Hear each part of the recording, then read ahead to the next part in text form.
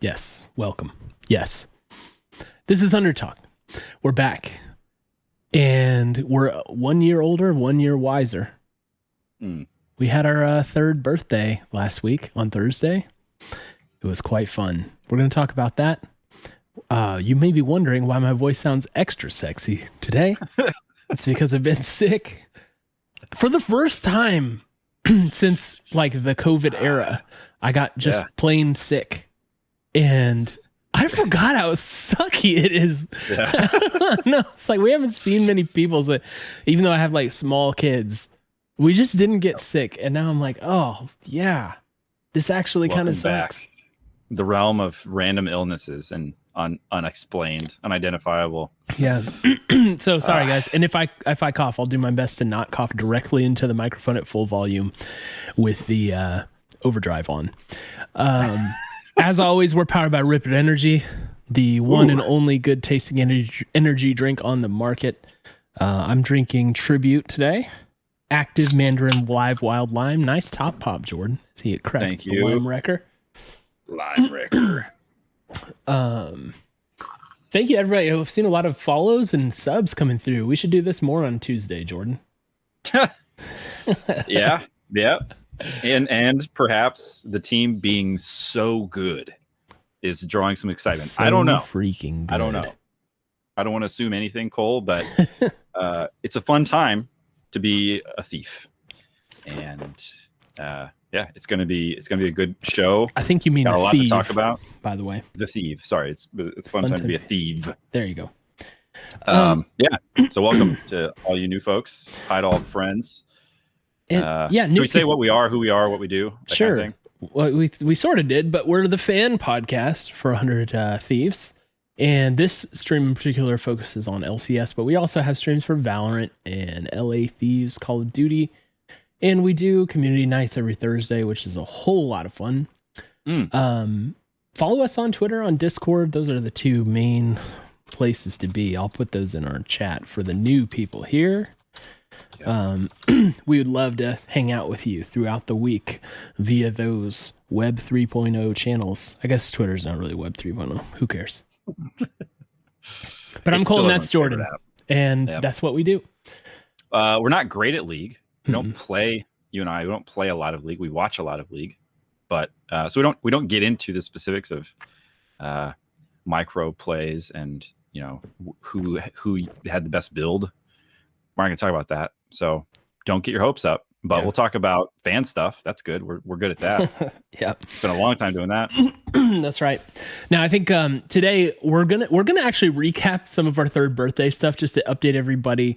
And just to express our gratitude because so June 24th is the birthday of the podcast, and now we've officially been doing this for 3 years, which is actually a substantial amount of time.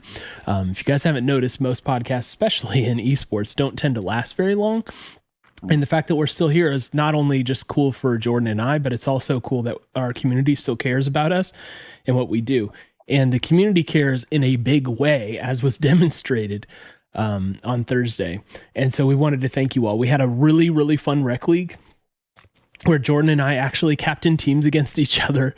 And we had we may have set the record for longest game in rec league history. Yeah. In that game one, that was a cockroach battle from my side, from my team's side.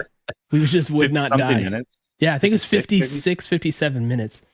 My goodness. And it was really fun.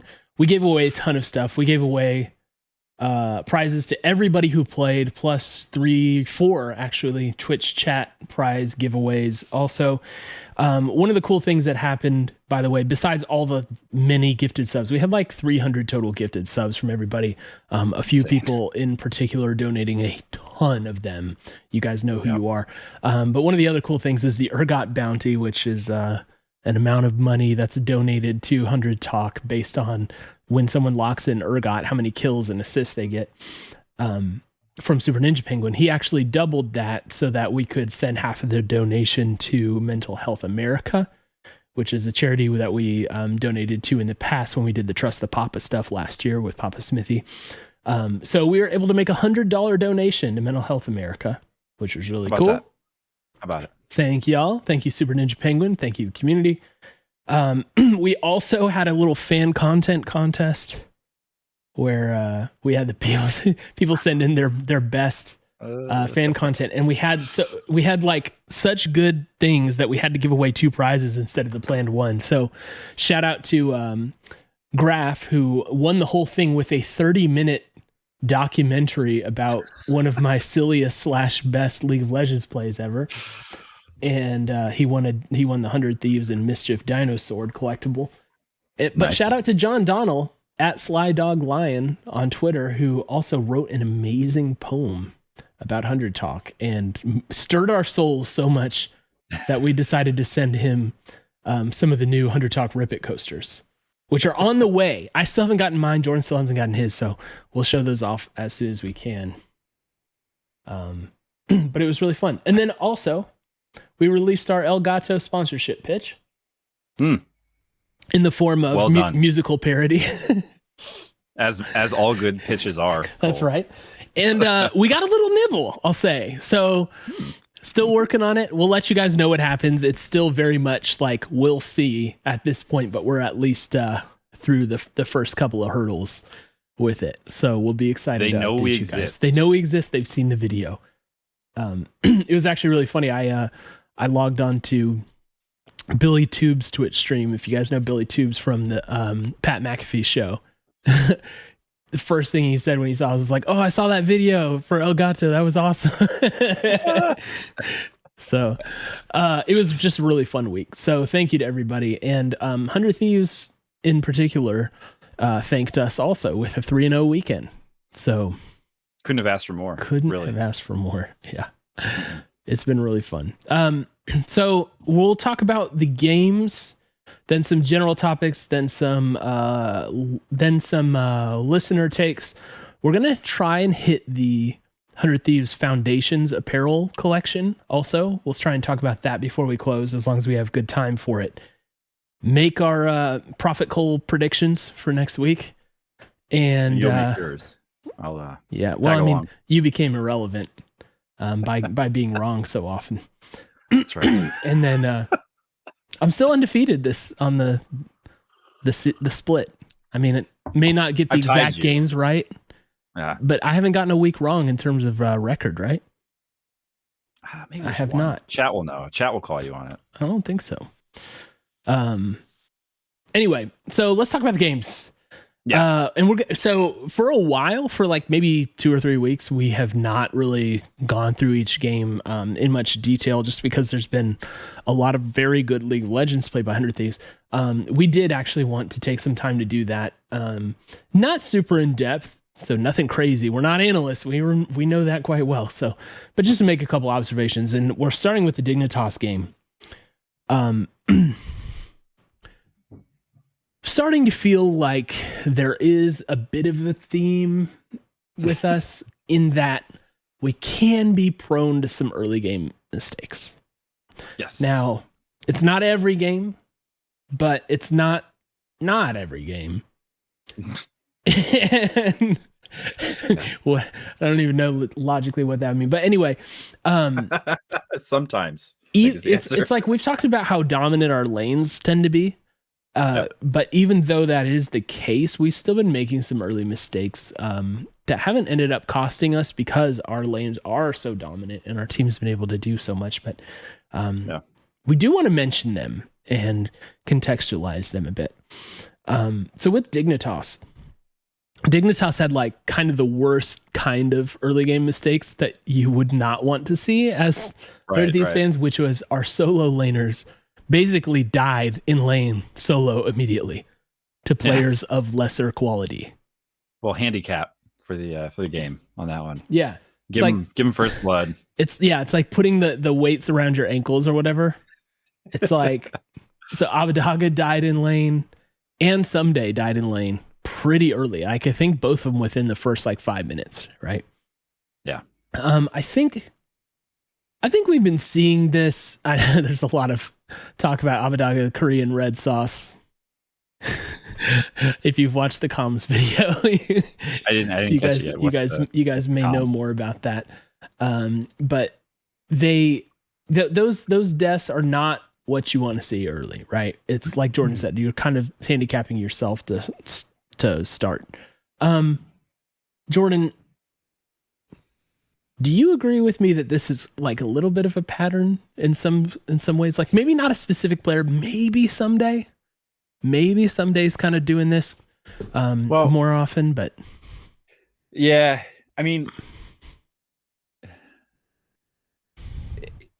I'm of two minds on this. One is I think if there's a pattern, it probably fits more into the category of we're seeing teams, and I've mentioned this before. I say that a lot. I feel like this split just because we're seeing some teams, but there are teams that are making attempts at plays early, and you have to against us because what else do you do? If you don't, you will lose. Right. And I think sometimes it hits, right? Like you swing, and sometimes you're going to hit if you're the other team. And so this is pattern one. The thing that I find really interesting is that a lot of the times that pattern is that it's like there is a call and response. And a lot of the time the response is you go top, watch out for bot, right? You go bot and we're TPing in and maybe we get more out of that. So it's like other teams are initiating a lot of times because we're comfortable, I think, in a lot of these situations to just kind of sit back and build our lead, right? We don't have a need to really be proactive necessarily. And of course, we're going to be proactive at times, but we don't have the same impetus that other teams do to try to make things happen. So I think that's to be expected. And where I think we have seen over time, one of the strengths of our team, even before this roster and this coach, is a player like Someday of his quality. And we've seen it. We saw it this weekend, even and with Abba as well. Like he's joined the club now. You try and make a play in his lane, and you actually leave with less than what you went in with. So, that's like, insult to injury. So, but this game felt we should keep an eye on this to see if it's a different pattern. This was just a gaff, right? This was just a solo kill on Someday. Like it was not a gank. It was not, somebody came by and blew his flash, and then this was the consequence of that happening. He just got beat in lane. So like that's what you have to be, I think, in my opinion, a little bit more nervous for, because there's no opportunity there to punish than elsewhere. That's just a straight advantage for the opposing laner. And I think Abba was the victim of a gank. So, that of course will happen, and you do your best to mitigate that, but it's going to happen. Is it just me, or does it seem like mid lane ganks in LCS are barely a thing? Maybe he's just playing the odds. Yeah, I don't know. I mean, I think I expect that they'll become less of a thing against us as time goes, because especially if he's on somebody like an Azir and just has much mobility and ask Immortals. Opportunity to punish is so severe. But yeah, I think it's, that this was a game where those two things, they took two swings early. One of them was just an outplay and the other was a gank, and they both hit. Yeah. I will say this is one of those never worried moments for me where, like, even though this happened, I was like, okay, whatever. And it was interesting because the time I realized that was at 8 minutes, Dignitas came up for their Rift Herald, and it brought me back to the old 8-minute Rift Herald days with them. Remember, that was like their thing. Yeah. And like, sure. I had the same thought. My reaction to it was, oh, that's cute. You remember that? Like that was what I thought. And then I realized, oh yeah, I totally don't feel threatened by these guys at all. Like, we're definitely winning this game. And then my eyes just drift down to the bot lane CS score. At like 9.5 minutes, bot lane was up 40 CS. It's obscene. So it's like, again, we've talked about how we're not playing the cleanest in the early game.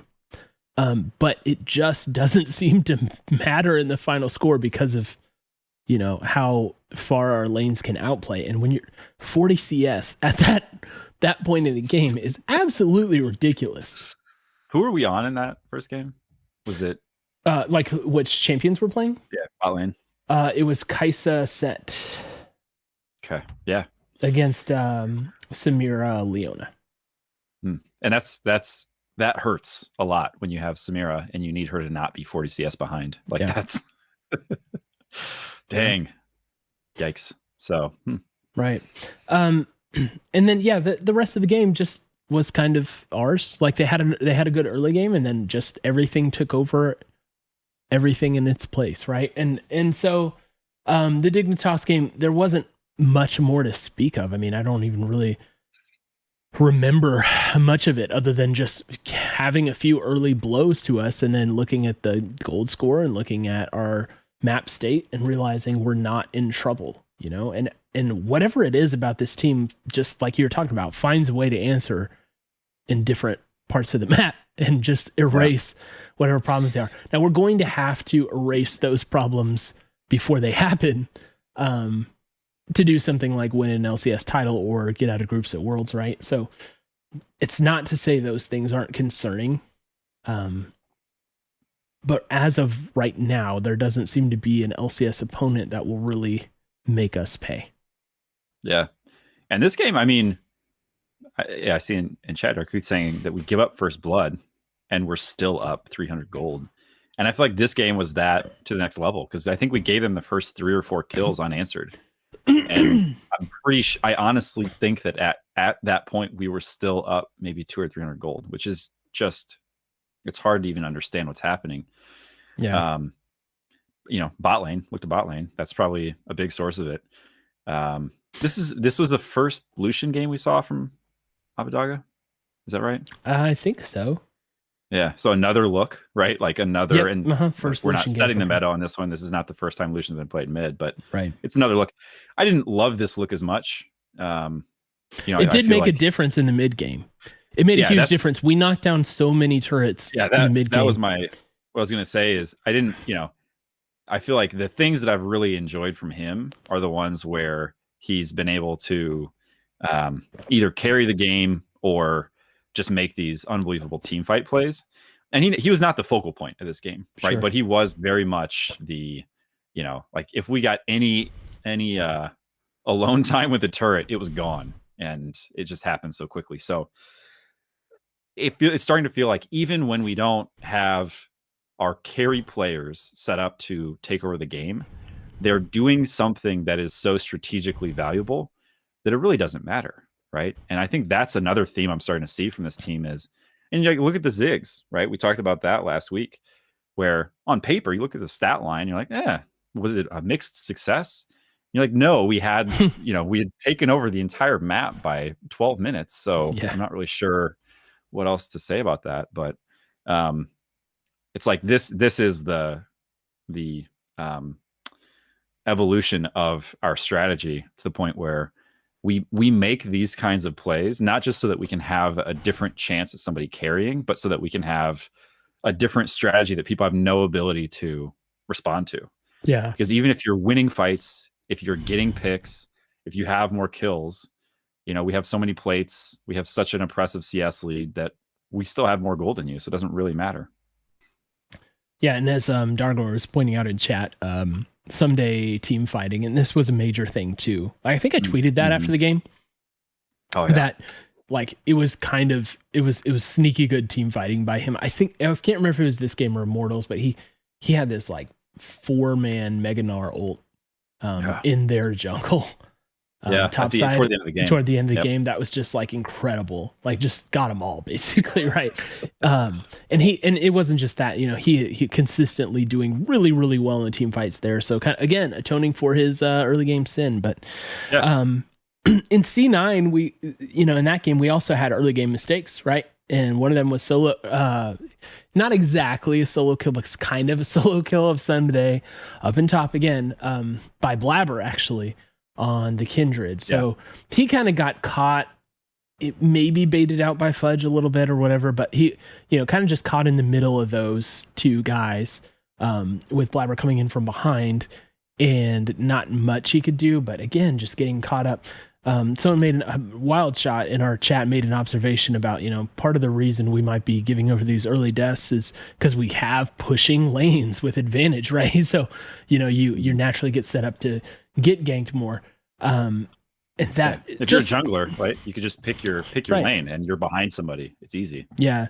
So, you know, that was one of those things where he someday gets caught out and gives over first blood, I think it was, for that, which is kind of bad, but the thing was, again, here we go. You fast forward 15 minutes and we're up 4,000 gold on C9. Like, like the game's over. You know what I mean? Like the game's over as we exit early game, even though we had an early mistake like that. Yeah. Yeah. Right. If you view, I think a lot of the ways that people like to look at a game as like, what's the best representation of likelihood to come back? You can win a game with a gold deficit. It doesn't happen that often. Like to make up that much of a gold deficit, especially at 15 minutes. I mean, you just cannot. There's not that much gold available to really earn it back that quickly, right? So, yeah, we would have to throw multiple fights. We'd have to lose multiple team fights and give over multiple objectives. It just seems very unlikely, especially when we've been winning everything up to that point. You know, it's like, are we gonna? Yeah. We really just have to fall asleep at the wheel for some of these games to switch on us, I think. And we are not a bad team fighting team, guys. So no, it gets kind of unlikely to do that. Not impossible, like you mentioned, but kind of unlikely. Kudos though to Reapered and Co for absolutely solving the draft. Also, this was talked about a lot by the analyst desk and by the casters and, you know, by the scene afterwards, so we don't have to like drill into it too much, right? But the Azir pick here just kind of erasing the Kindred ult and getting the most textbook example of that on top side when he sweeps 2 out for a double kill. Like it was just like, it was exactly what you want to see. Like you want to see, hey, we had this theory, here's how we solve this problem. And then you execute the solve for that problem, and it works perfectly. And that's kind of what happened. Like there was nothing else to it. It was just like, oh, yep, here's how you deal with that. Next, you know, like that's all it was. And maybe it was weird to have Lulu as the pick for perks in mid. I feel like that in some way kind of cheapened everything. I mean, I guess the theory is, you know, Lulu is being supportive for the Varus and the Kindred and the Lee Sin and stuff. But like, if you got perks, you don't want to see perks on Lulu. You know, I mean, I don't know. I was thinking about that. Like we put Abba on Karma, and it was absolutely devastating to the point that we drew bans, you know. I know, but I mean like entertainment wise and like how do we match up wise, like for 100 Thieves fans trying to figure out how good are we, you don't want to play perks on Lulu, right? I guess more than you want to play him on. And plus what I mean, so let's take your point, develop your point, right? Where it's like, well, you know, Lulu can be a major thing, it can make a difference. Someone in chat's pointing out there's different, you know, look at the LPL Lulus and stuff. Well, okay, we didn't get that out of perks. You know what I mean? So, and no, I'm not claiming it's troll. I'm just saying it's not what it's not the carry threat that you exactly think to put that you on. Yeah, right. I get what you're saying. In that as a 100 Thief fan, as a 100 Thieves fan, you did, you got me.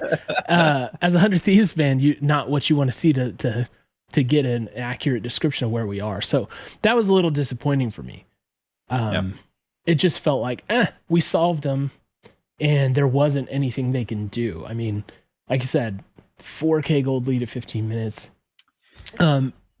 Abadaga absolutely smurfing.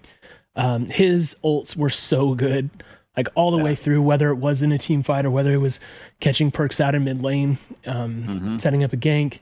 And the way we punish things on the map, man, like, again, this team just plays the map so much better than anyone else in LCS.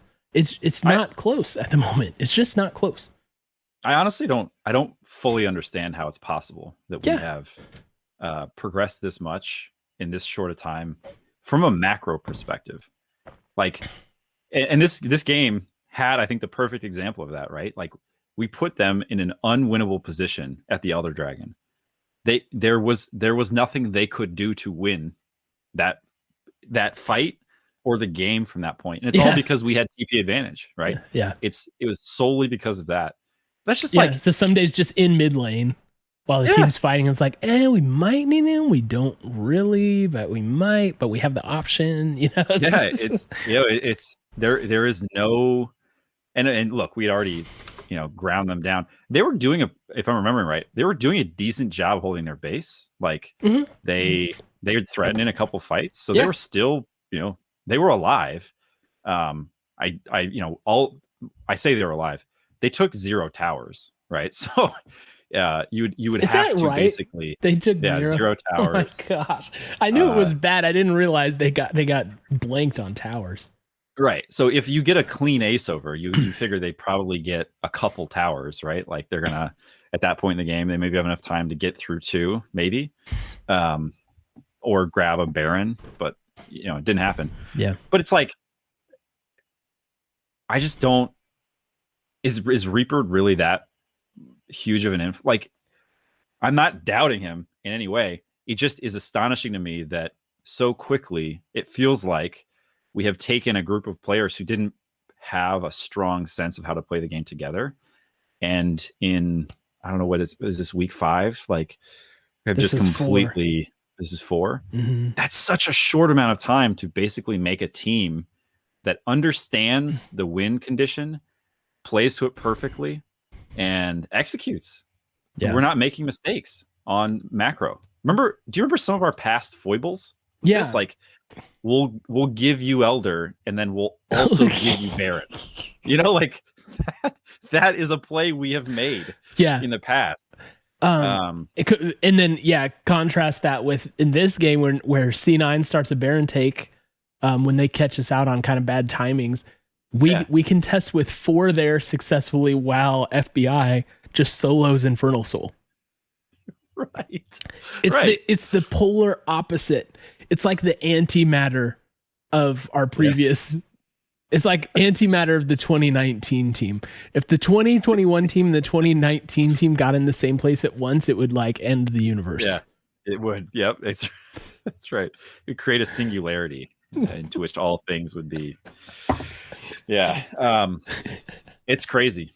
Yeah, that was another really outstanding play from this team in this game. And contrast it to the Dignitas game. We looked better against C9. That pattern holds too. We look at our best when we're up against what on paper is the strongest competition. Yeah.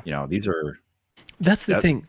I put in the thumbnail from last week's pod was good when it matters, right? Because that's what it seemed like. It's like we dominate what you think of the top teams more than anything else. And it's probably preparation. It's probably, let's spend the most time thinking and solving the most threatening teams, or maybe the teams that Reapered wants to personally show he's better than, like C9.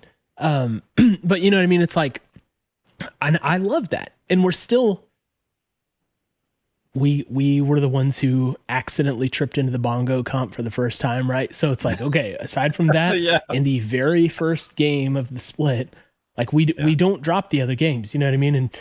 And just the preparation for this team is so good, man. This is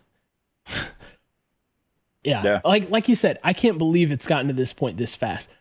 If you guys remember, I'm going to revisit this later, but as a teaser, if you guys remember, I said at the beginning of this in preseason, it's I don't even care if we miss Worlds this split. I'm so happy with the foundation of this team, and I know it's going to take time. So I don't even care if we miss Worlds. But I know that 2022 will be great because look at what we have. And Reapered basically just eliminated that waiting period now. Seriously. You know what I mean? Yeah. It's we're already okay. Okay, who in LCS is going to beat us in a best of 5? Well, on that point, let me respond really quick. I still believe that will happen. That's the crazy thing. I don't think that any of our players are currently at their best.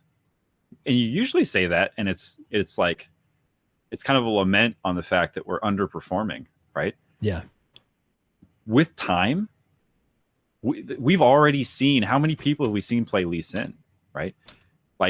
This is one of the great things about League of Legends. It will continue to change and evolve, and a new meta thing will happen that we will be able to take advantage of, and other people won't, in part because they don't have the flexibility, or they don't have the confidence.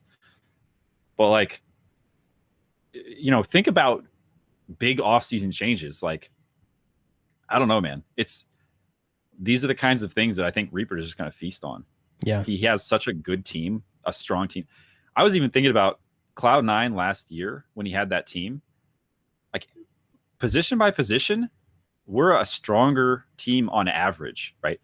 Like, this is Reapered working on his strongest team. So I think not only is it like, Reapered is making us a lot better, I'm sure that he's able to do stuff now that he's not been able to in the past, because he hasn't had the quality of players, this consistently high quality of player across the entire Rift.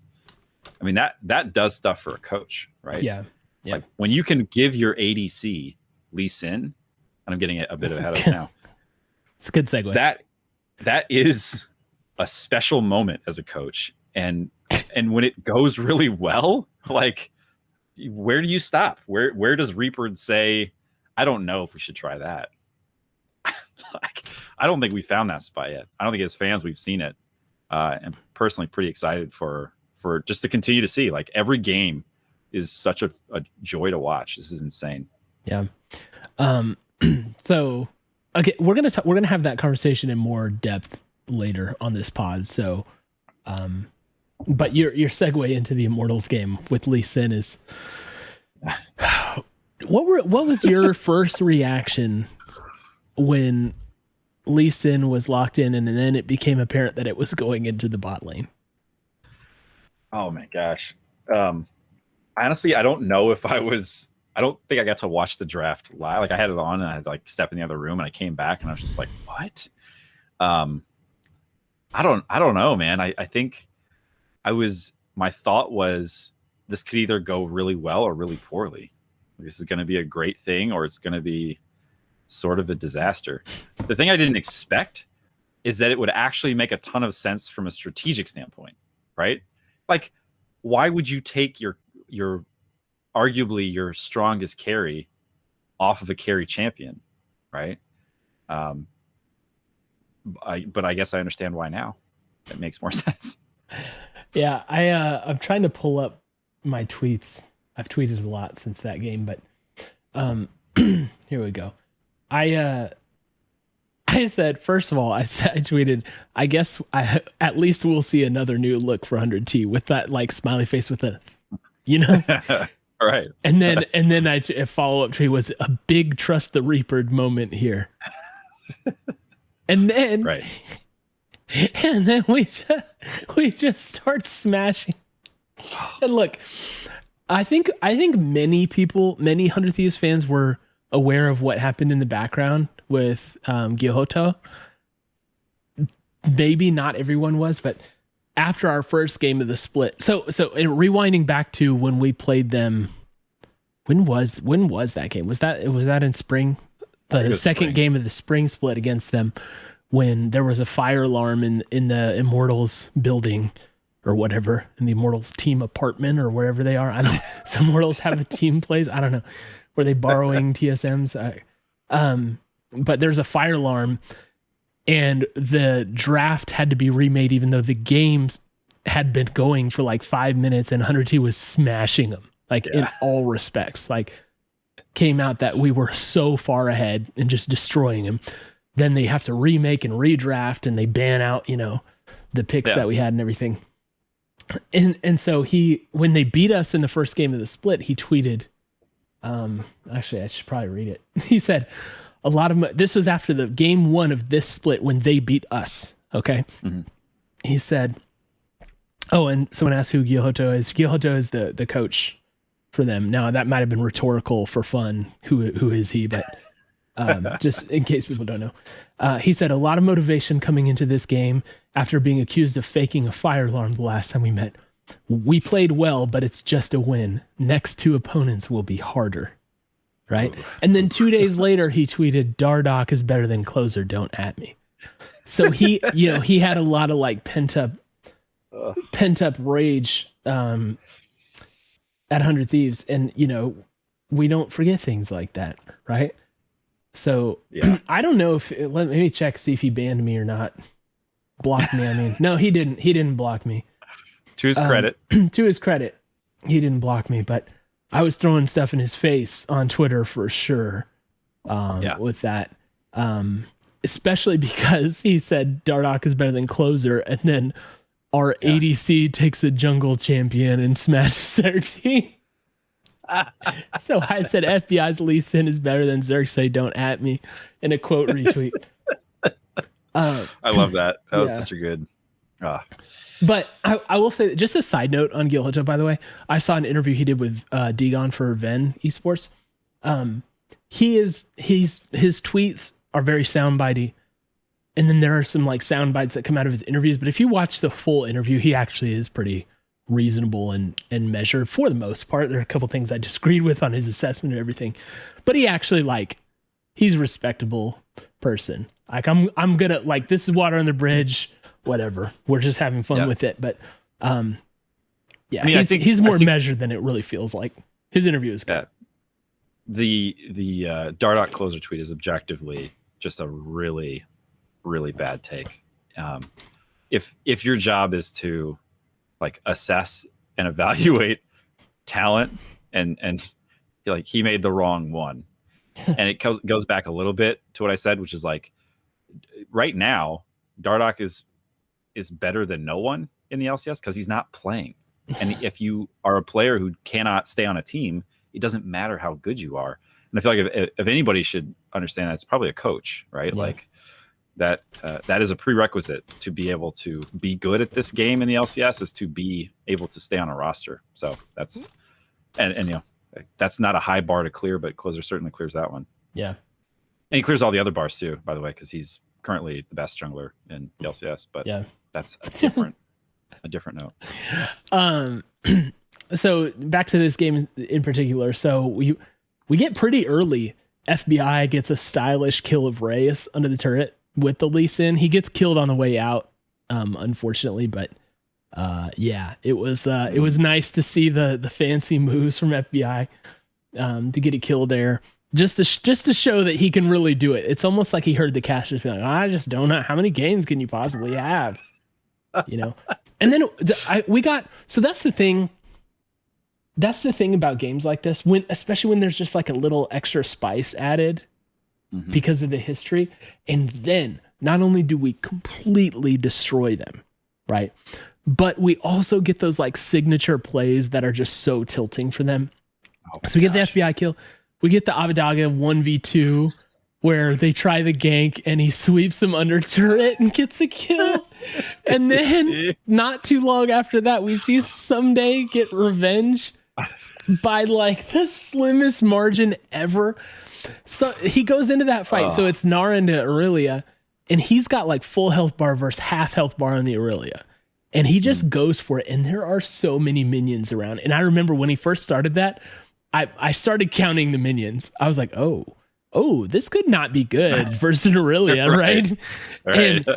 And they do flash for flash under turret, and Someday just with the outplay gets just the right damage and gets the boomerang like right in the right spot to make sure the kill comes through. Oh, it was a thing in slows him down just enough so they can't do anything else. Yeah, and so Dargo pointed this out, but if you watch the replay, they show Someday's like player cam down in the bottom, like as that's happening, and right afterward, it's like he doesn't react. Like if it's me, I'm like after that as I'm backing, you know. Someday was like nothing happened. It was like right. It's like they had him on loop for the whole match or something.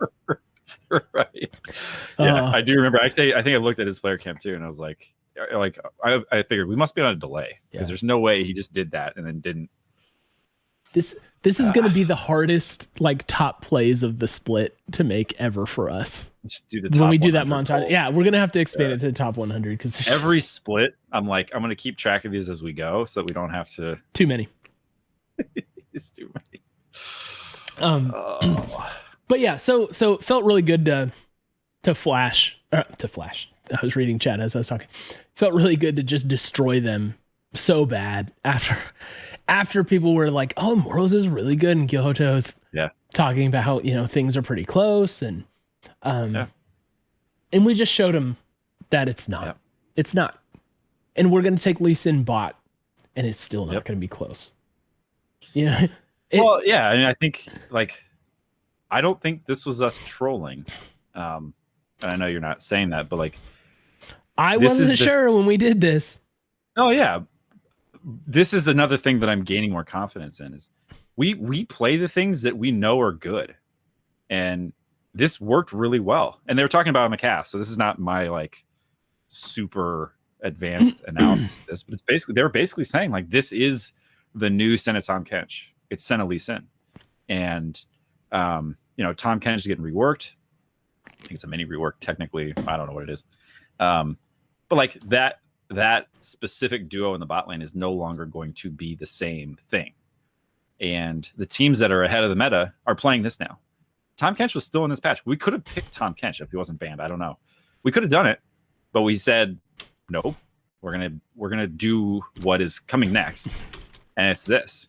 And you saw it. Like, it made a ton of sense in lane, who he was farming just very freely, because he always had safeguard. He always had the shield.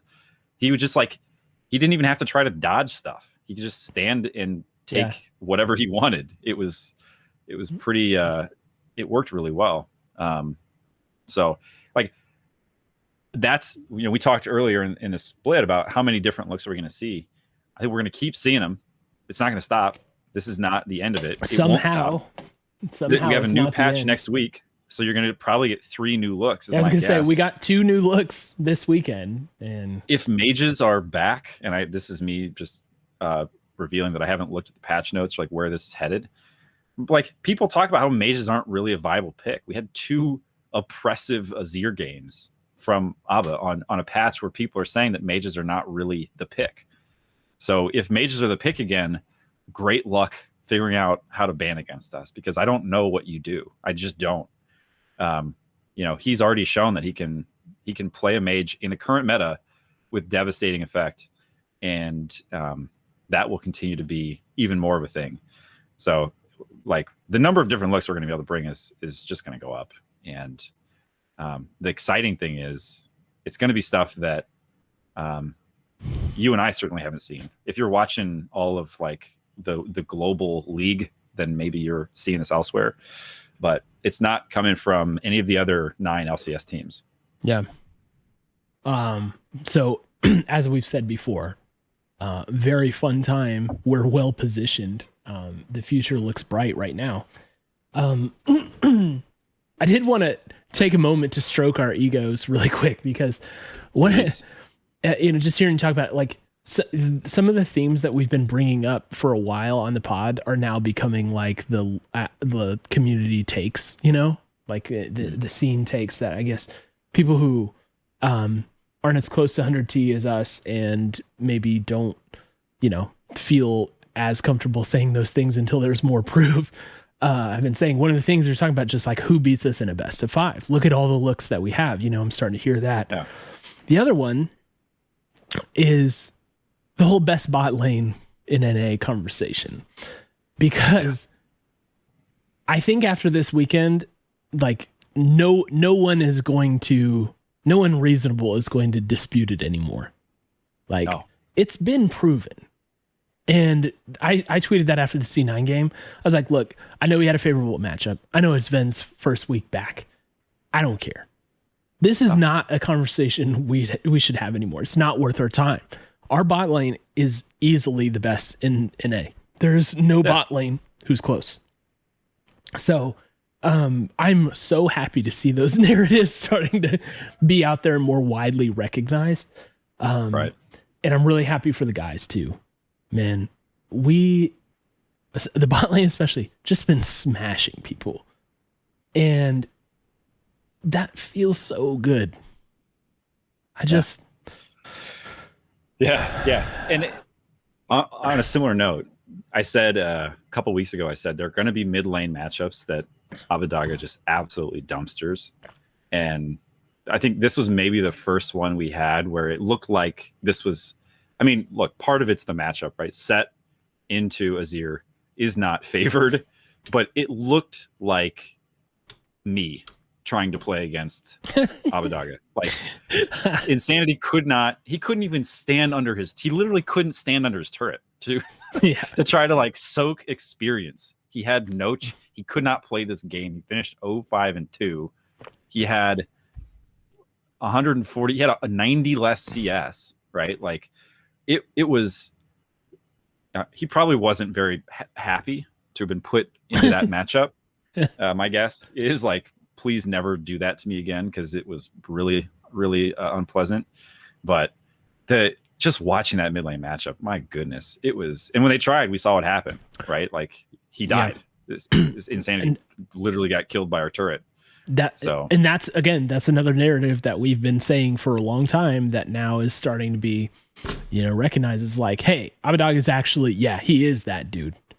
Yeah. You know what I mean? And even on broadcast, I think it was Azale who was saying this, where he's like, his peak may not be Perks, but he's easily playing the best mid lane in the LCS right now. Right. You know what I mean? And that's where I am on him. It's like, I would have him 2 behind Perks when it comes to like players are playing at their best or whatever. Mm-hmm. But right now, Perks isn't playing his best, and Abba is clearly just destroying. Yeah, and look, let me remind you about players who have played their best in a different league and have come here.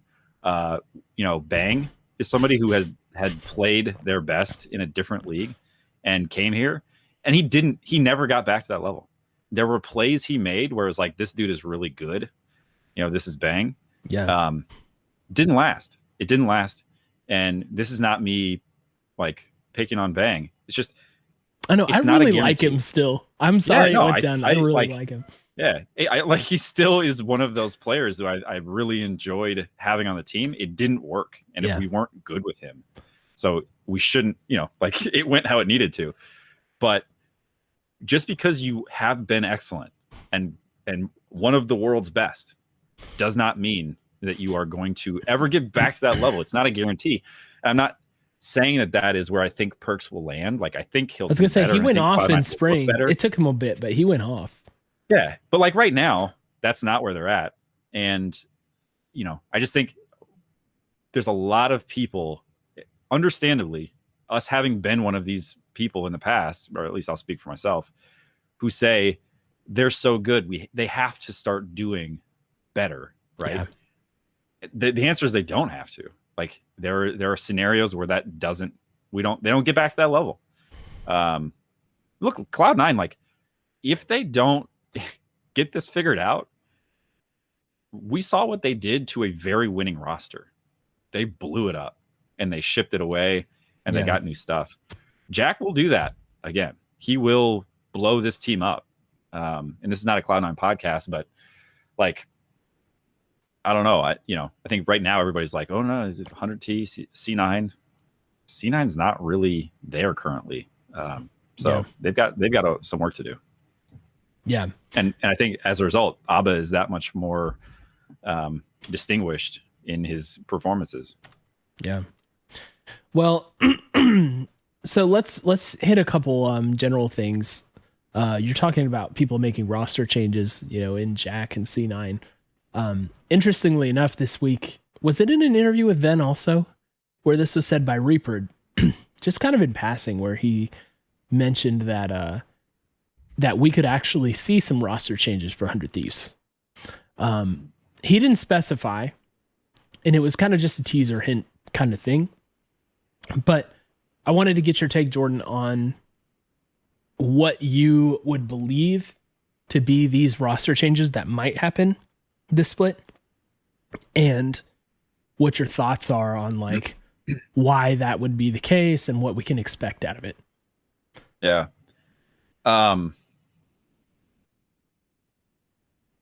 This is one of those things that in theory I think is a great idea, right?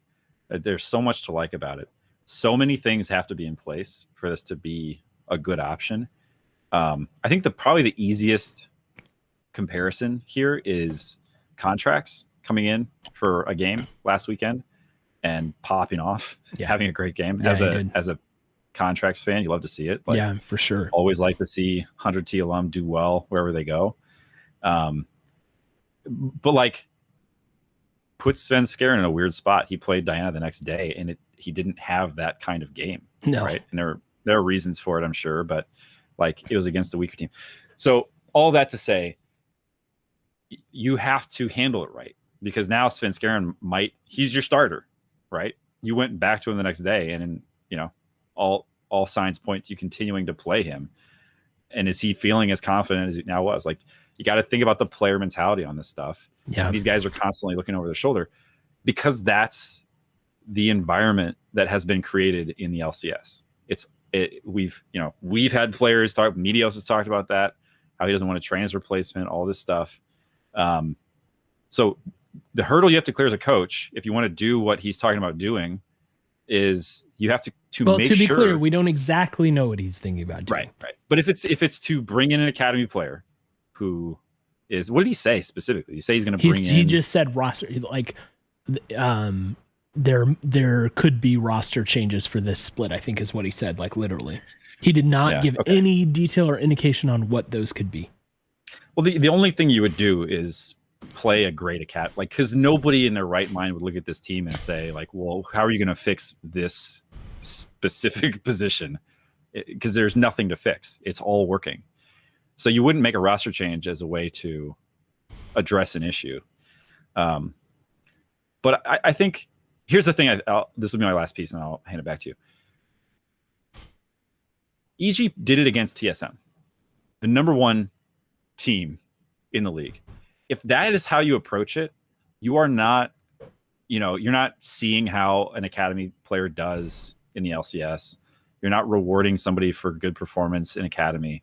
You are basically it's a long shot. It's a Hail Mary to see if you can beat a team that you otherwise won't beat, right? You don't have confidence in your starting roster to beat TSM, and they took a chance, and it worked, and that's great. Sorry, that's my Rikara PTSD kicking in. Yeah, exactly. That's exactly what we did against Team Liquid. Yeah. Well, and it's so that's the way to not do it, because it doesn't match. You cannot look at an academy talent and say, hey, they've been playing really great. Like, we're gonna give them a shot in the LCS against the best team. Like, those things are not consistent,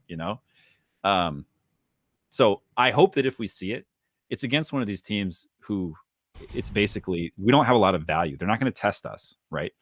It's, if you think about this team playing in Worlds, we're not going to gain a lot from playing against Golden Guardians.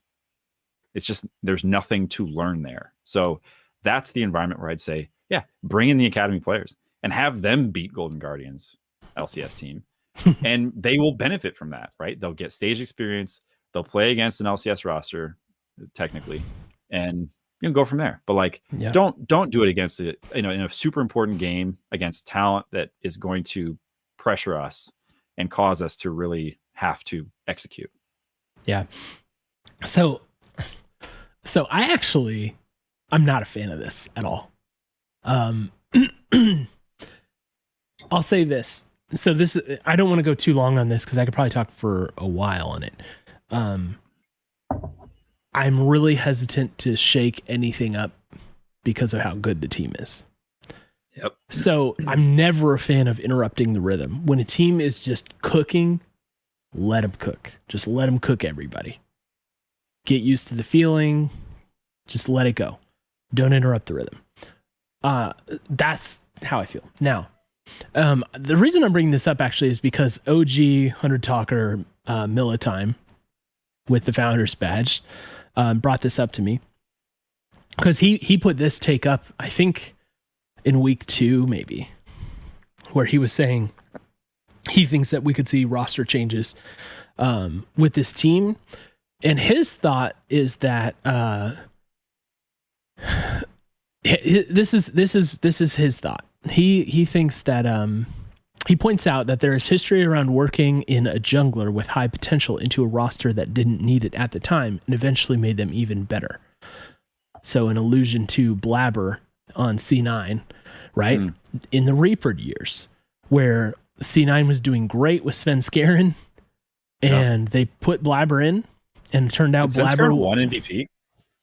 he won MVP that split. I don't think he had won it yet when they first put Blabber in, because as you know, like after the at the end of that season, they gave Svenskeren away and put Blabber in as the starter. So that's a good point. And guess with Reapered at the helm, there's merit to what he's saying. And I think when it comes to who might get the nod to play, Kenvi and Tenacity are probably the first people that you'd think of because they look like the closest to being ready. Luger's also, I mean, he's going to be really good too, I think, but he's still one of those like feast or famine players. And it's also import, so it makes it a little trickier in some scenarios, right? So his substitution would have to be combination, which would get weird. But anyway, one of the things Miltime said is he in regard to Kenvi, he said he's earned the next step for his development. We want to grow players for the future, no matter how well we are currently doing. And it shows future players what we are about, whether it works out or not. And I think that's attractive. So I think that's a pretty good point. I think Miltime and I tend to disagree a lot about team ops, but he always has like better arguments than me for his point of view, right? And I think that's pretty good. So I think that if we see roster changes, that's the type of roster change we're looking at, is something like that, like let's see how our best prospects look when we actually put them in there. Right. And I think it's temporary, right? Yeah. Fortunately, we're in the best possible position to do this because we have been so good. So if you sub somebody in against, say, a Golden Guardians, like you're saying, it's the opposite of the EG scenario or the Rakara against Team Liquid scenario that you're mentioning, right? It's right. No, we're good, we're cool, all the starters are great. Let's just use this as an opportunity to see how great our other guys are too. Right. And so it's like the most non-threatening version of this for the other players. So that's where I would lean. And I'm glad we have the luxury of looking at it that way, even though I personally wouldn't do it. Mm-hmm. But yeah, what were you going to say? Here's something that I think is an interesting dynamic that, like, everybody who's watching this team is listening to the comms recognizes that it seems like a really tight knit group. Mm-hmm. Like they get along, they seem to genuinely like each other. They go out for team dinners. Like there's a lot going on from a culture standpoint, like a team culture. And the thing I heard the other day, I think it was just like in a pregame warm up, but it was, I can't remember what, maybe it's Freak talking about this, but he said, when the 100 Thieves guys do the post-game interviews, the rest of the team sits in the stands and watches and like cheers them on. Wasn't he talking about Immortals? I don't think so. No, I'm pretty sure he's talking about us. Maybe Immortals does it too. Maybe this is just a thing. But chat will know. Chat will know. If it is us and not Immortals. That's Immortals. Oh, are you serious? It was Immortals? Yeah. Dang it. Well, this just blows my point then. Thanks for... I don't know how... I don't know why Immortals is doing that. Anyway. But like, what I think would be... The point still stands. What I think would be ideal is if you have a strong enough team culture where you have somebody like Closer who roots for Kenvi and says, I play with this guy, like we 1v1, he makes me better, I make him better, I want to see him succeed, right? Like it that doesn't feel impossible to me. Like you and I both have played sports, and we never played professional sports, so let's make that very clear. But like to a certain degree, you want to have a team where like you can cheer for people. How many times have you seen in professional soccer or whatever, like two players on different teams who are playing against one another, but still have respect for each other and still clearly like each other, and like they root for one another? I would say that's a little different though, because this is like your salary's on the line, right? It's like my starting that's position. The thing. Like, I don't know. It's going so well, and this is the only reason that I think it could possibly work. I don't feel like Closer is threatened, or I don't feel like he should feel threatened by Kenvi. I guess I don't know how good Kenvi might be comparatively. Like maybe if Closer feels like it. You should always have a baseline threatened sense. There should always be some degree of like, I have to perform. Right. There's got to be that baseline pressure for a starting professional athlete. And I know a lot of people don't like that, but that's just the way it is. There always has to be like an underlying, if I don't perform, there are consequences to that. And that's not like somebody's on, finger on the button, like, oh, let's wait until he misses a cannon. Freak, say it out loud. I'm going to bench him as soon as you say it. Let's go. It's not like that, right? It's not like teams are chomping at the bit. Like they have to feel comfortable, right? But at the same time, they have to have that understanding that the best players will play. And that is just part of the job, right? That has to be there. So I don't fully see it in the same way, but there's a buffer when you do, play against Golden Guardians. When you do that, there's a separation. Cause again, it's not like, hey, if Kenvi pops off against Golden Guardians, it's not like, oh, he should obviously be the starter. You know what I mean? Right. You have to do that against TSM. You have to do that against, Team Liquid, C9 Immortals. You have to do that against the better teams before that starts to become a threat. And even then, you would have to turn around and compare it to how we've done up to this point, which has been unbelievable. So Closer has like the most cushion possible that he could have with that feeling right now. So I don't think it's that threatening. You know what I mean? I don't think it's that threatening. So I would keep it to that. Again, not a fan of the idea, period. But that's how I would do it. And I think Closer would still feel secure in his position. Also, Closer, as does everybody on the team, but Closer seems like a really cool guy. I really like him. Like I don't think he would be the Medios of this situation if something did end up happening, so yeah. I mean, we've talked about this long enough, but I do feel like we're so good that, to your point, I don't see how subbing in Kenvi, like, unless he went like 24-0-3, right? And we're like, what? But that, like, we see him play in Academy every week, multiple times. So, but it, like, I would hope, I think this is like health of program, is you need to have a way to develop and market talent in a way that doesn't torpedo the integrity of your roster. Yeah. And I think that's a huge, so not only for like player development and let's go NA, all this stuff, but like for the health of a program, you want to be able to sell your best players. And if all anybody ever gets to watch them do is beat other Academy teams, the value is not going to be as high when they hit the market. Yeah. For sure. Like for that reason alone, I think like we need to find a way to do that. And hopefully we can do it because our team is just so good and the players are feeling secure. Now you're right. We talked about the stealing, but I'll just make one more counterpoint before we move on. And that's the fact that, like, I think in general, that's very true. It's like, you got to see the players against LCS level opponents to really get a good measure of it. But I do think there is small room for exception when it comes to who are consistently the top Academy players. I think when it comes to the off season, people in need will come knocking no matter what. It's more of the players like a Saligo in the past, right? Where it's like, you're not sure the Academy has really demonstrated that they should actually get the crack at LCS level, even though you might believe that, right? So I think like Kenvi's in a position where if you ask people what the best 3 players are in Academy, Kenvi's going to be on that list, like for everyone, basically, so I don't think there's as much of a need there. But anyway, well, he's never had LCS time either. Yeah, like, he hasn't. But I don't think there's the need to like market him, if that makes sense. I think teams will pay. They'll pay, but you get more though. Yeah, and sure, you get more. But is it, you weigh that against how much money do you want to make off the sale versus do you want to screw up team chemistry?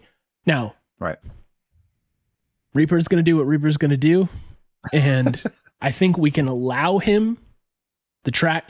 Given the track record. Go ahead, man. It's a good thing I'm not coaching this team, or else we would be doo-doo. So we'll see what happens. We don't even know what he's really doing, right? Like, he could do nothing. What he means by that. But I do think it's like kind of the substitution would be an experimental, feel it out, see the value, not a like, we think this is going to make us better, Right. Yeah, exactly. Because I don't think that's true. Yeah. Okay. Man, we're going long. We're just going to go long tonight, guys. Sorry. Because I do want to talk about this.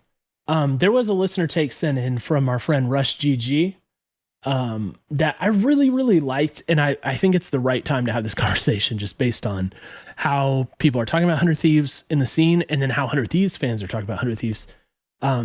So let me read his take. It's a little bit long. Rush GG says 100 T fans want an LCS title more than just a Worlds spot. I know the team's messaging has always centered around going to Worlds, but we've been there before and it's rarely mentioned.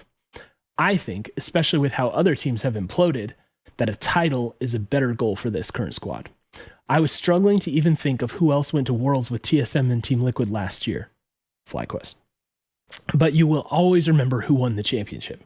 Worry about Worlds once we finish conquering NA. My kind of take here, right? I was gonna say, did you write this? This is this is exactly, the sentiment I've expressed in the past, where it's like, I think a better goal for us is the LCS title. Like that to me would really do a lot to solidify 100T more than making it to Worlds, right? So I love this take, but there is this conversation is starting to happen, right? It's starting to feel like people are assuming at large that we're the favorites for the title. A lot of people still believe in TSM. We'll see in, 2 weeks that we play them? But do you still, so now that we are this good this soon, are you more into the idea of what we do at Worlds or contending for a domestic title? I haven't been as vocal in this as you, but I have also been in the camp of like, I put more value on a banner at this point than like the third wheel at Worlds. I hope I've said as much in the past, but if I haven't, that's where I stand on it. With this one caveat, and it's this. Here, let me fast forward 6 months for you. We win the LCS. We go to Worlds. We get out of groups, or actually, let's take Worlds out of it. We win the LCS summer. Next split, everybody is talking about spring 2022. Everybody's talking about how the LCS was weak. We didn't have true competition. There was a lot of stuff going on with all the other top teams. Like you've seen this play out so many times. The asterisk title.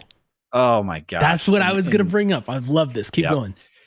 So I think the insurance on this is you win the LCS and then you do well at Worlds. Because if you win the LCS and you go to Worlds and you perform even the same as the other LCS champions have, which is to not make it out of groups, I guess that would be a little bit in our favor. But they're just going to say you were just the best of a lot of bad teams. And congrats to you. But, that banner's not worth a whole lot. So I know so much about this as a LeBron fan. I know so much about the asterisk title. You know what I mean? Like everybody wants to do it, right? If you go onto, it doesn't have to be a post about LeBron. If you go into any NBA post on like SportsCenter social media, someone in the comments will be listing off how LeBron's title in the bubble was a Mickey Mouse title, right? Like referring to the fact that it's in the bubble, everybody's messed up, COVID, whatever. And it was easier for him, right? Or like when he won titles with the big three, it's like, oh, of course they won titles. I'm so used to this. So while I wouldn't volley this back as a LeBron defense, here's what I will say back to your take about LCS, which I totally agree. Everybody will say that. Like, oh, well, like C9 was in shambles. TL was without Alfari. How are they supposed to win? And TSM, well, I don't really have a good excuse, but lost. Like people are going to say that no matter what. And so yes, that's going to happen if we win the title. The answer though is, when are people going to say the LCS isn't weak? That's true. When are people going to say it wasn't, it's like, oh, the competition level is so easy, it doesn't matter. When it comes to, when you win, you win. All right? You just win. Winning is the solve. Winning is the fix. That's always the thing that matters. When they show all those shots during the broadcast of all of the team logos across, you know exactly what that means. And you don't look at those titles and say, oh yeah, but in that year, this player had migraines and wasn't playing, and then that year is a really weird upset in the quarterfinals. Like you don't do that. Yeah, you win. You just win. And then like look with Valorant. We won first strike, and then we kind of like bombed out a couple times since then, right? And it's like we still won. We're still cracked. We're still respected in Valorant. You know what I mean? It's like, and that was like the first title or whatever. And I don't see people like discounting Sentinel's title in Valorant at Reykjavik when they didn't have Vision Strikers there to play. Right. They didn't have, so there's just, it doesn't really matter. And there's always going to be people who, are naysayers on social media or whatever. But when you win, you win. There's nothing else you can say. So I will say this, if we win a title, right? I think part of the reason that doesn't happen, where they go line by line and say, here's what happened there, it's because it's the same three teams, right? It's the same three teams who win it. Obviously not everyone. I have some sense of history, but recently it's been the same three teams. And so if you see C9, TSM, TL, 100 Thieves, TSM, C9, like then people will look at it and say, didn't count for much, did it? Right? Because you're still not, like, I think that when I think about it, winning a title means that we have officially arrived, right? Mm-hmm. Like even our world's, like our best season performance in the past, we didn't win a title. That was something we couldn't accomplish. And so for me, I think it's almost like, look, a title's great. I want to win a title. Yes, of course. More than anything, I want to be in the conversation of, it's like, can we be in the big four for the LCS? Or maybe if somebody else needs to exit the big three, can we be in the big three just at their expense? Yeah. But I don't want to be a flash in the pan. Like they had a good roster and a weak year across the field. And so they won. And then the next year, everything kind of went back to normal. And, TSM, T9CL, they said, right. They all spent another, $20 million and brought in all the new best players and went back to winning. Like, I don't want that to happen. And I think for me, that's what I want to try to avoid. Sure. Longer term. I agree with that too. So, sure. I just think that the title would be so meaningful for us, more meaningful than Worlds. I mean, and again, I'll point out, we made it to Worlds, and how did people respect that? No one cares unless you get out of groups, basically.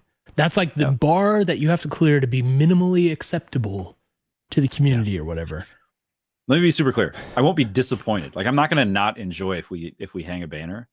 But for sure. I'm already thinking ahead to, like, nobody wants to win. Like, nobody in the 100 Thieves organization is saying, we got our chip, pack it in. Like you want back to back. You want to win and keep winning, And that is what people are not saying anymore, is that 100 Thieves doesn't care.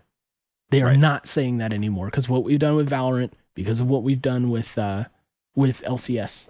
And even honestly, despite everything that's happening with LA Thieves, like, we're spending the money, we're trying to win. So it's goofy, but it's still, that narrative has been erased. So okay.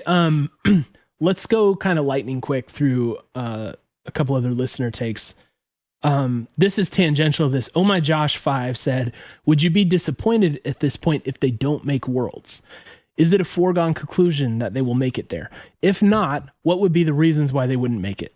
I feel like it would take a massive collapse if they don't even make it this year. And the reason I like this question is because of my, previously stated position where I literally don't care what happens this year. If it's bad, it's like, who cares? Because we've got such a great roster, and we'll be back in 2022 and we'll be stronger. But because of how strong the team has been and how it's been sustained through 4 whole weeks, that's 12 games. That's not a small amount of games, right? That's more than half of a traditional split. That's 2/3 of a traditional split that we've been sustained slapping people around, right? There comes a time where it starts definitely getting to the point where I'm going to be disappointed if we don't make Worlds. And I think I've hit that point. Okay. So, so I have to amend what I've said because of how good we've actually done. Now it's to the point where it's like, for me, I'm just speaking for myself, but yes, I will be disappointed if we don't make Worlds. I will view it as like some sort of mental collapse, like some sort of like, what went wrong? What did we do? We had it going. Was it just a meta shift? So unless it's so obviously the meta shift, I will be disappointed and sad about it. But the difference is I will not be thinking we need to change anything about the staff or the players. Right. That's the difference, because in past years, it's like, clearly we have to make player moves. I would not want to touch this roster. Yeah. All right. I agree. Unless someone goes crazy toxic or whatever, like something really huge would have to change for that to be the case. So now I'm to the point where, because we've been sustained good for so long, yeah, I'm gonna be sad if we don't make Worlds at this point, but I'm not gonna be calling for anybody's position. I think it's a really important distinction to make, which is it is possible to both be disappointed and maintain confidence, right? Like those two things are not mutually exclusive. So yeah, I think I'm on the same page as you. Like, yeah. Of course it would be disappointing at this point, because nobody's testing us even. Yeah. And if it they were calling us on broadcast a meat grinder. Did you hear that? I think I heard twice they called us a meat grinder. Yeah. Right. I mean, I think, yeah, for me, it's the way that we've been winning these games. It's just the dominance over the other teams who are in competition for world positions. So I think that would be it for me. It's like to watch TSM, C9TL go to Worlds this year and to play back the games where we dismantle them and they can't even take a turret from us. That's where I'll look. That's like the disappointment. That's where we come from is, yeah, we had them and now they are there losing to these other teams. If that's the case, I'm not watching Worlds. I'm watching VODs. We're doing VOD squad in place of Worlds. We're going to offer an alternative stream for everybody. When Worlds goes on, Jordan and I will be VOD squatting our stomps of all the NA teams.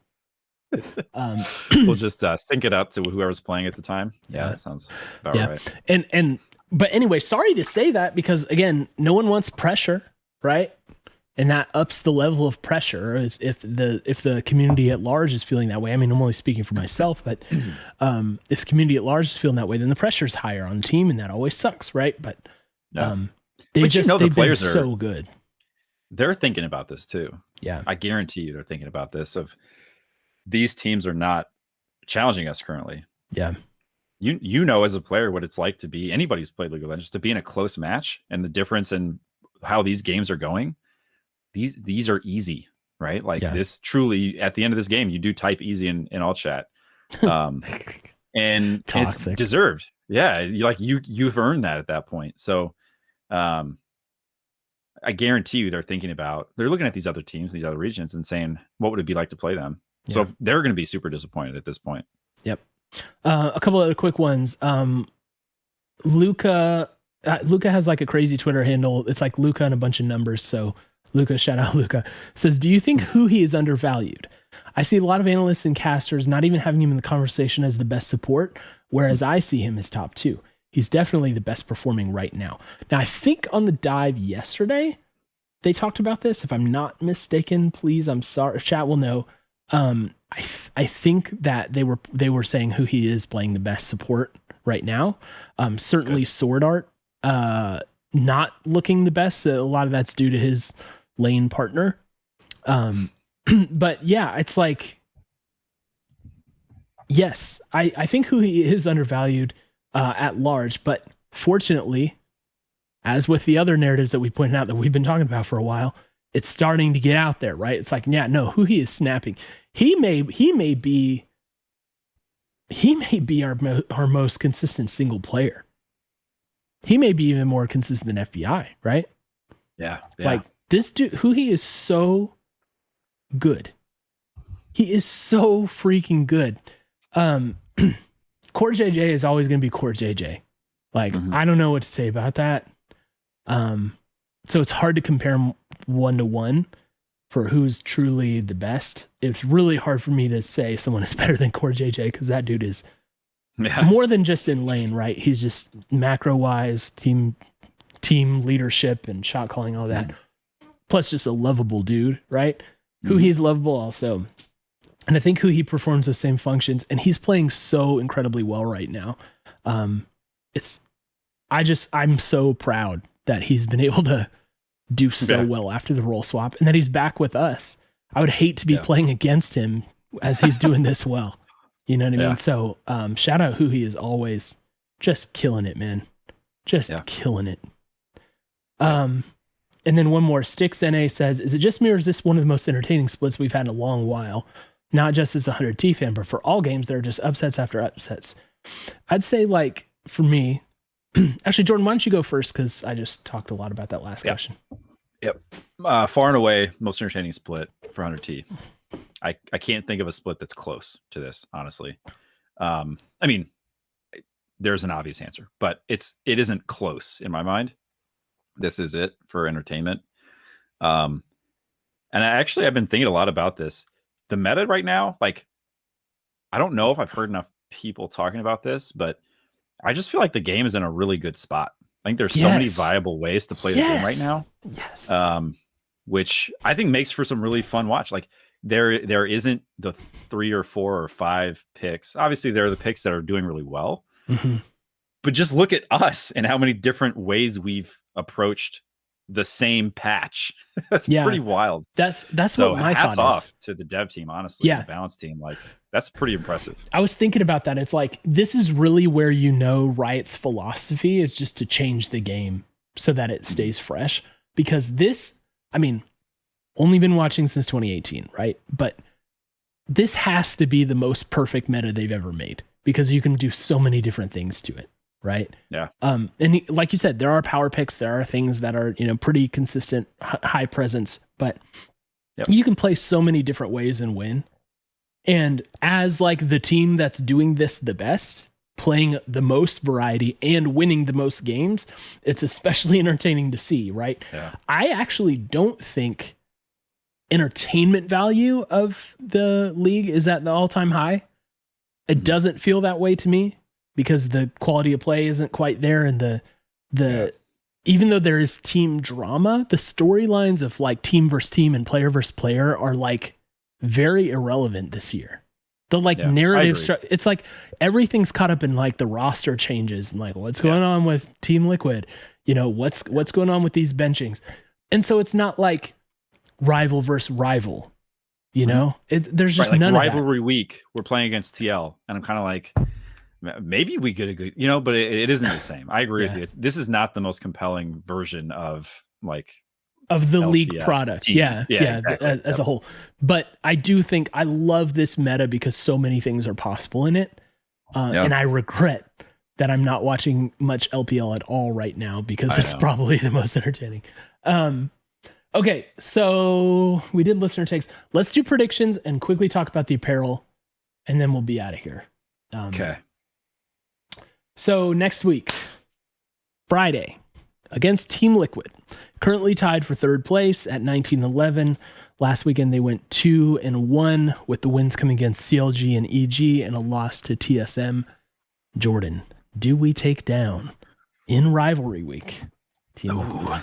Yes, we do. Alfari is back. We should expect. I have been saying for some time that top lane, while an important position on the Rift, is not the most important, and I think it's harder to translate advantages in top into winning positions elsewhere on the Rift. It's just not the most impactful. Are we sure Alfari's back? I know his break is technically over, that's right? True, yeah. Does that mean he's I don't know. Yeah, I'm assuming he is because... Me too. The coaching change to me is like we chose Alfari. Yeah, right, which is pretty wild. I mean, he's a star player, dude. Let's get it going. Yep. But I think that's the other thing that I would say is Jat's out.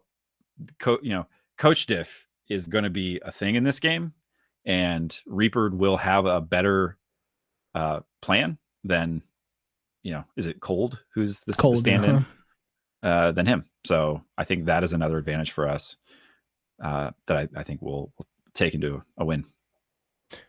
So I know everybody is looking at me because they want to know if I'm going to predict 3-0 this weekend, and this is the most likely game for me to predict the loss in.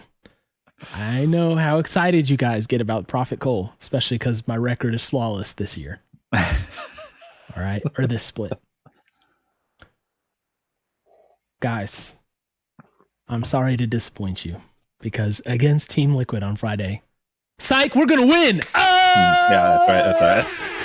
That's all right. Let's go. I think we're going to win this game. I think so. Here's what I'll say. Alfari's a beast, and I think I'm glad we're seeing Team Liquid now because I think if we see him a week, 2 weeks in the future, it might be different depending on how well he adapts back into the team. But I feel like Reapered diff has been too much, you know, and the level that all our players are playing is great. I do think we're due for a loss pretty soon. And when I was thinking about this segment earlier today, I had in my head for some reason that TSM was who we were playing Friday, and I was going to predict the loss because it just feels like we're due. Mm-hmm. We've won, what is it? 1, 2, 3, 4, 5, 6, 7, 8, 9, 10, 11. We've won 10 of our last 11 games, bro. Feels like something you just roll the dice, something's going to happen at some point, right? Yep. Yeah. So if it was TSM, I'd be a little more worried. But yeah, Team Liquid, I think we get the win. Jordan, Saturday, FlyQuest tied for 8th at 9-21, 0-3 this past weekend against Golden Guardians, Dignitas, and TSM. They actually should have won that Golden Guardians game. I don't know how they threw it. I'm guessing you're predicting a win for us. Yeah, I am. Yep. Is this the Golden Guardians game where they subbed in their academy team? Or is that, did they wait until later in the weekend to do that? I didn't watch that. No. Game. FlyQuest subbed in their 3 guys. Oh, that's right. That's right. FlyQuest subbed in their 3 guys, and they almost had the win there against Golden Guardians, and then got it. I don't even know what happened. So yeah, you're FlyQuest predicting is in a bad spot. Yeah, I hate to see it. I like FlyQuest. Shout out Flight Check crew.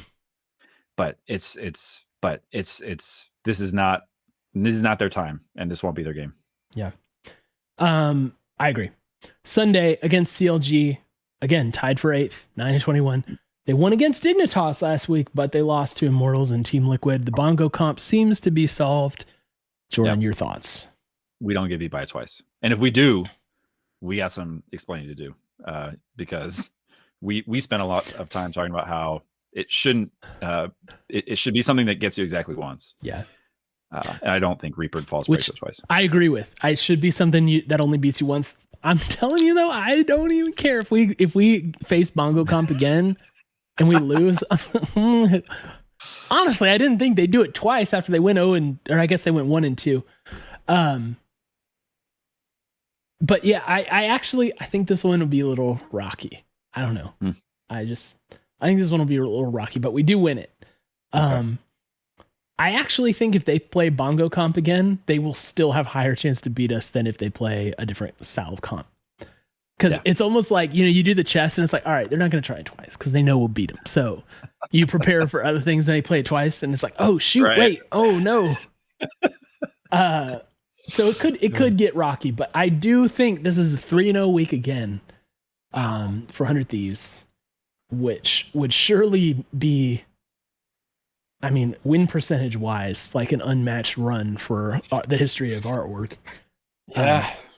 I wonder who TSM plays this weekend. I wonder if there's a chance we come out first here. TSM are likely to tie us. Dignitas, Immortals, and Cloud9. So they don't have an easy weekend. I just realized that I'm not following Hooney on Twitter. You're not? Big surprise. Big surprise. I don't think I follow him either. But. Okay. I should. So that's the prediction. Prophet Cole is spoken for a 3-0 weekend. And Jordan agrees. Jordan has some redemption he is seeking because he let you down last week. Prophet Cole will let you down. Yeah. But thank goodness we're not seeing TS. I genuinely think just the way things would shake out, it just feels like we would lose if it was TSM. And I would say, not because they're better than us. I would still be on the pod the next week being like, no, we're still better than them. Don't worry. Fortunately, I don't have to address that. Hopefully, I don't have to address a loss to FlyQuest or anything like that. All right. So the final thing we'll do tonight, we should mention, because of our apparel roots, We should mention that 100 Thieves has announced, I'm sure everyone knows this, the Foundations apparel line, which is an always available forever line. That's what they're saying. Always available forever. I don't know if they think that means they'll never sub out those pieces. That's like the Disney forever Vault. part of it. I don't get, they won't Disney Vault the pieces or whatever. I don't get it. I don't get the forever thing. But everybody's been asking for this, from day one, and it sounds like they have been working on it for a very long time. Interestingly enough, in that 10-minute piece or whatever, there was not a single mention of Doug Barber, who we now know has been gone for some time over there. But this apparently is like I said, like they'll have quick restocks. I think John Robinson said 2 or 3 weeks for restocks if they sell out, like that sort of thing. It nice. Is a cut and sew premium thing, so they're not using like blanks, right? This is like stuff made by 100T. We can pop over here to get a little look at some of the pieces, which a lot of you guys are probably already going to have seen these before, but it's a more basic kind of look, as you can see here. There are 36 total pieces. Dang. In the Foundations collection, and you'll see green featured very prominently. I mentioned that these pieces are styled to complement the other stuff that they will drop. So presumably they're still going to be doing drops of limited, more hype beasty things, right? More like advanced streetwear things. But here are the basics, right? And Jordan, praise Jaja, they've done it. We have breast logos. Breast logos everywhere, as far as the eye can see. In fact, I should have made that meme, the Buzz Lightyear meme. The only one that doesn't is where it fits. I would say quite naturally on the little pocket thing. What are your thoughts? You're going to get all on of the those. aesthetic wise? What do you think? I mean, I'm going to get a number of these things, Cole. Because I have found in my 100T apparel collection, the things that look approximately like this are the things that get worn the most. Yeah. Man, these are all just very right. I don't know. Here's my feeling about this is that you earn the right to do this, right? Like these pieces of this kind have been sprinkled throughout drops over time. And so it feels like this is just them bringing those back. It feels a little bit less like, hey, we've made a whole bunch of new stuff that is just more simple. It's like, we're going to bring back the things that we've been doing and that fit this theme, and we're going to make them available to everybody all the time. And I think that is fantastic. And I think with some obviously like improvements and refinement, which is great. But like this, like the shorts, the sweat shorts I'm wearing right now from the Numbers collection, like I wear that stuff all the time. I wear it all the time. So I personally can't. Yeah, it's like around the house. That is like, that's the thing. I think the single 100 Thieves item that I wear the most around the house is those fleece shorts, right? Yeah. Like I wear it all the freaking time. I wear the Numbers collection hoodie the most, like publicly or whatever.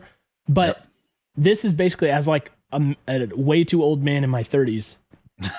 This is basically going to be all I wear from now on, right? Because now I have like very basic stuff. I already wear a ton of 100 Thieves stuff day to day, 100 Thieves, LA Thieves. Now that I have like basics, it's like, this is just going to be my closet from now on. Right. So here's what I'll say. Aesthetic wise, I like it because it's so simple. Again, this is designed to complement making outfits out of other 100 Thieves stuff, right? Like this is foundations, right? It's like the foundation of your wardrobe. Very well done. Not trying to do too much.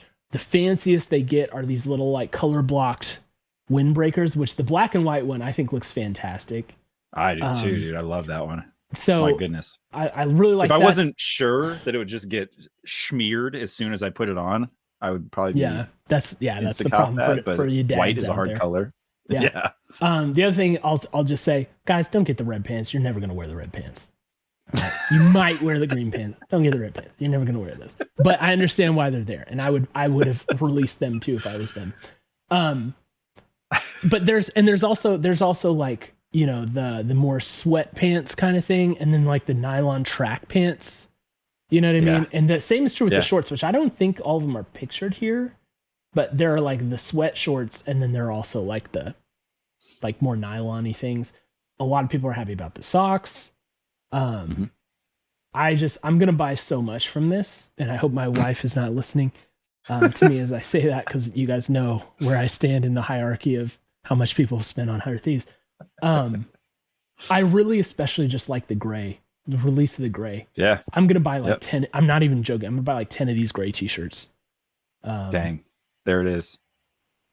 And so aesthetically, I think they got the job done. All right. I think this is exactly the kind of thing that you want for like a basics collection. Again, this is premium cut and sew, right? This is what they've said. Yep. That means a couple things that you guys should know about. One, quality-wise, I expect it to go back up. Now, I have said publicly, kind of risky too, because so you guys know, they send us some free stuff. Shout out to 100 Thieves for doing that. But and I've said it. I think the quality has gone down over time, which I expected, just based on the trajectory of how everything was being done, and they were using blanks for stuff. So this is going to be a return to the construction quality, I think, of previous drops. Like, you remember how impressed we were with the construction of the Woodland crew neck, the camo? Mm-hmm. I think that is going to be the quality level that we're going to see out of these pieces. So I think quality is going to go back up. But since it is cut and sew, that means they're not working with patterns, right? That, you could just order a blank or whatever. What they're probably doing is having patterns of stuff they like and making slight modifications, making it their own. 100 Thieves has a history of trending too skinny with things. When I see how narrow these t-shirt sleeves are, I'm a little worried about that. Not gonna lie. So as a dude who's not super slim, because I got a dad bod, that worries me a little bit. Most of you guys are probably going to be fine with this. But if you're a little more on the dad bod side, I would be a little concerned about this. And if you're ordering stuff, I would just, size charts aren't out. I think I can say this publicly. I've been told that the sizing will be basically similar to the last few groups of items. Was there a sizing chart on Reddit? I think that's supposed to come. If it hasn't already, maybe it's already been out. I'm sure that will come. So size charts will come. You'll be able to see. I would still recommend, if you're in between sizes, sizing up and not down. Err on the size being bigger, because the history here is things tend to be a little too slim. All right. So I think anybody who does cut and sew, it'll take some time for them to like get used to making things for like the widest possible audience, to be honest. And especially when you go to like really like designer brands where you just trend slimmer anyway, they still execute it in a way that it's more consistent and more wearable. When you're on the newer side to doing this, it's a little harder to get that mix right. And I'm not going to fault them for it. And hey, I could be way wrong, by the way. I could just be totally wrong. And maybe this is not even an issue, but that's my only concern about this. And then I will also say, do not expect prices to be lower. Right. Again, cut and sew, materials are going to be good. Construction's going to be good. It's going to feel better than the last couple of drops of stuff. Do not expect prices to be lower. So I would guess they're going to come right in at what they've been. So that's something to know as well. And then one other just random side comment.